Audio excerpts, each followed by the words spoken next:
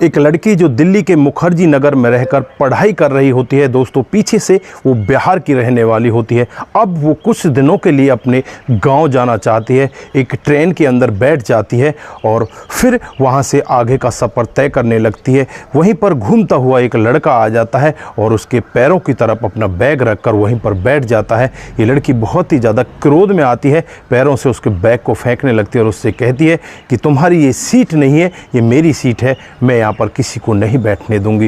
वो लड़का विनती करता है, कहता है कि मैडम बैठ जाने दो, मुझे भी बहुत दूर जाना है, आप ऐसा मत करो। लेकिन यहाँ पर ये इतनी ज़्यादा जिद में आ जाती है, वो लड़का भी फिर जिद में अड़ जाता है, कहने लगता है कि मुझे तो यहीं पर बैठना है। जो और सवारी वहाँ पर बैठी होती है वो भी कहने लगती हैं कि तुम्हारा दिमाग ख़राब हो गया, तुम्हारे घर में माँ बहन नहीं है, तुम जो इस सीट पर बैठोगे।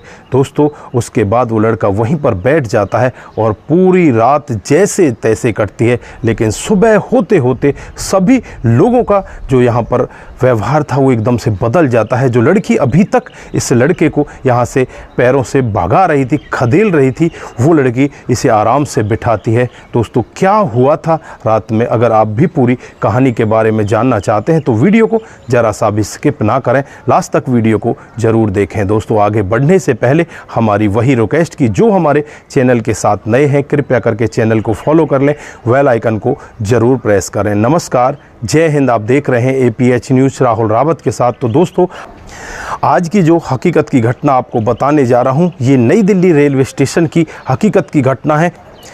यहाँ पर एक ट्रेन जा रही होती है जिसका नाम वैशाली एक्सप्रेस होता है, जो बिहार के लिए रवाना होती है। दोस्तों इसमें एक लड़की आकर बैठ जाती है जिसका नाम अंजू होता है, उम्र 24 साल होती है, जो मुखर्जी नगर में रहकर अपनी IAS की तैयारी कर रही होती है। अब वो कुछ दिनों के लिए बिहार जा रही है और ट्रेन में बैठ जाती है। थर्ड AC में उसकी सीट होती है, वहाँ पर बैठ जाती है। दोस्तों जैसे ही थोड़ा सा सफ़र कटता है, थोड़ी देर बाद वहाँ पर एक लड़का आकर बैठ जाता है जिसका नाम सूरज होता है, उम्र 28 साल होती है।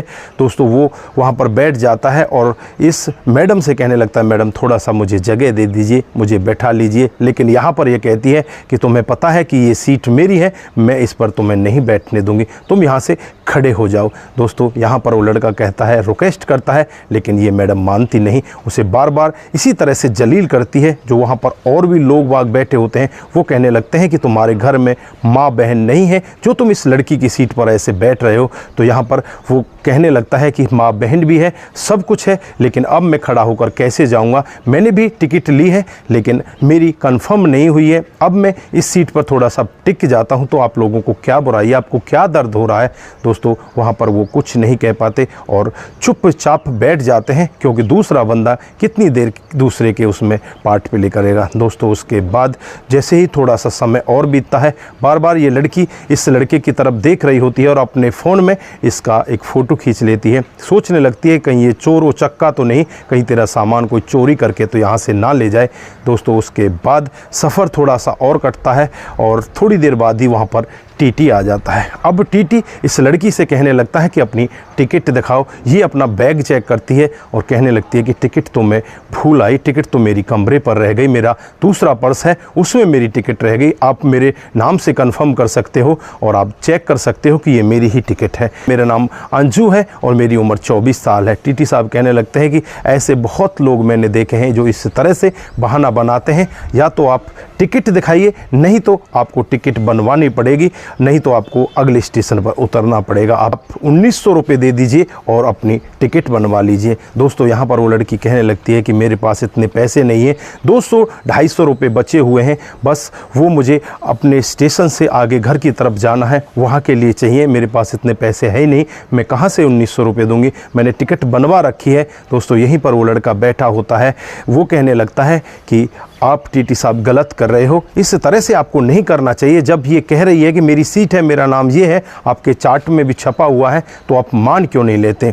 तो TT साहब यहाँ पर बहुत ज़्यादा गुस्से में आते हैं और उस लड़के सूरज से कहने लगते हैं, क्या तू इसका बहुत बड़ा हितैषी है, तेरे पास है टिकट, तू पहले अपनी टिकट दिखा। दोस्तों उसके बाद जब TT साहब उसकी टिकट देखते हैं, पहले तो वो कहता है कि मेरी टिकट तो वेटिंग में है, फिर तू यहाँ पर कैसे आ गया। तो वो कहता है कि साहब मुझे जगह नहीं मिली इसलिए मैं यहाँ पर आ गया। फिर उसकी टिकट देखता है तो फर्स्ट क्लास की उसकी टिकट होती है। टीटी भी उसकी टिकट को देखकर एक बार के लिए सोचने के लिए मजबूर हो जाता है कि फर्स्ट क्लास में से ये यहाँ पर थर्ड एसी में क्यों आया है। दोस्तों फिर वो लड़का कहने लगता है कि फर्स्ट क्लास में तो ज़्यादातर सीटें भरी होती हैं, थर्ड एसी में कई बार ऐसा होता है कि कहीं जगह मिल जाती है, वहाँ पर एडजस्ट होकर बैठ जाया जाता है।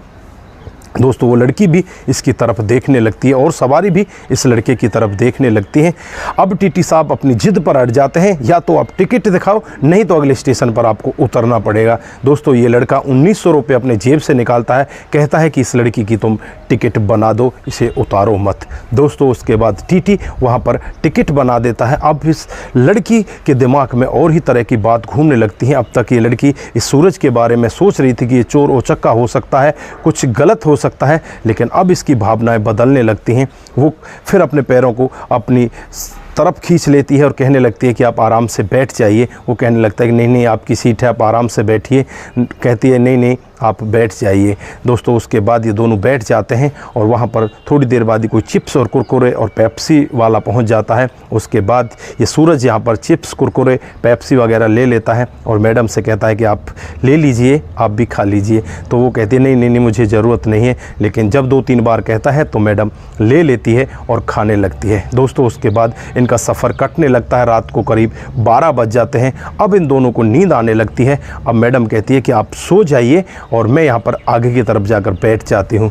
तो लड़का कहता है कि नहीं नहीं आपकी सीट है, आप सोइए, मैं तो बस बैठ जाता हूँ, ऐसे ही एडजस्ट हो जाता हूँ, क्योंकि मैं ऐसे ही पहले से ही एडजस्ट होकर ही आता हूँ। मैं भी काफ़ी दिन से यहाँ पर घूम रहा हूँ। आप यहाँ पर क्या करती हो? तो वो बताती है कि मैं यहाँ पर IPS की तैयारी कर रही हूँ और उसकी किताब निकाल कर वो पढ़ने लगती है। यहाँ पर जो लड़का होता है वो भी तरह तरह के क्वेश्चन उससे पूछने लगता है। तो ये वहाँ पर उससे कहने लगती है कि आप इन क्वेश्चनों को कैसे जानते हो, आप क्या करते हो, आप हो कौन? तो वो लड़का बताता है कि मैं तो कोई ज़्यादा नहीं हूँ, लेकिन मैंने ये सारी किताबें पढ़ी हुई हैं। फिर वो कहती है कि क्या अब आपने ये पढ़ना छोड़ दिया?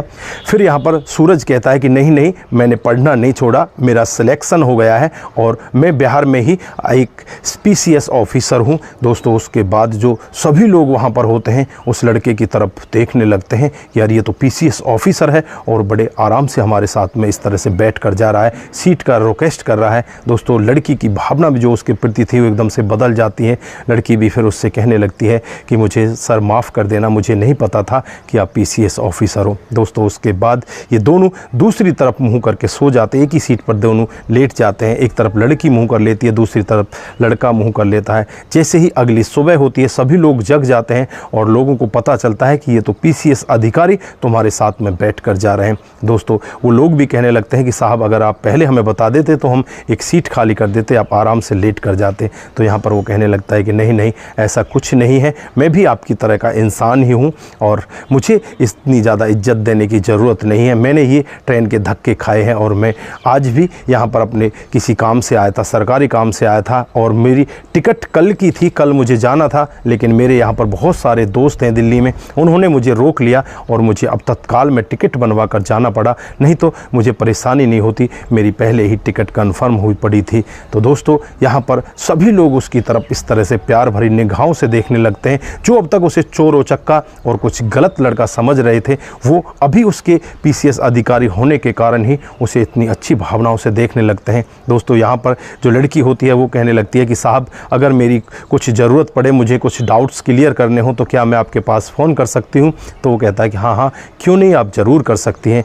उसके बाद वो दोनों के दोनों एक दूसरे से अपने नंबर को शेयर कर लेते हैं। दोनों ये बिहार के समस्तीपुर के रहने वाले होते हैं, लेकिन जो सूरज होता है उसकी ड्यूटी अररिया ज़िले में लगी होती है, वो अररिया ज़िले की तरफ चला जाता है। ये लड़की अपने समस्तीपुर ज़िले की तरफ चली जाती है और उसके बाद इनकी बातचीत होने लगती है। दोस्तों साल 2021 में ट्रेन में इन दोनों की मुलाकात होती है। उसके बाद धीरे धीरे इनकी बातचीत आपस में बढ़ने लगती है, एक दूसरे के प्रति ये अटैच होने लगते हैं और साल 2023 आते आते इतने अटैच हो जाते हैं, एक दूसरे के बगैर रह ही नहीं पाते। साल 2023 2023 में इन दोनों की शादी हो जाती है। दोस्तों शादी के बाद ये बड़े आराम से रहने लगते हैं। जो यहाँ पर पति होता है सूरज, वो तो एक अधिकारी होता है, वो अपनी ड्यूटी पर जाने लगता है। पत्नी साल 2023 में भी वो IAS की तैयारी कर रही होती है। दोस्तों धीरे धीरे इनका सफ़र कटने लगता, बड़े अच्छे से इनका जीवन कट रहा होता है। तो दोस्तों ये थी आज की एक ट्रेन के अंदर की हकीकत की कहानी। तो आप लोग यहाँ पर क्या कहना चाहते हैं, आपकी जो भी राय है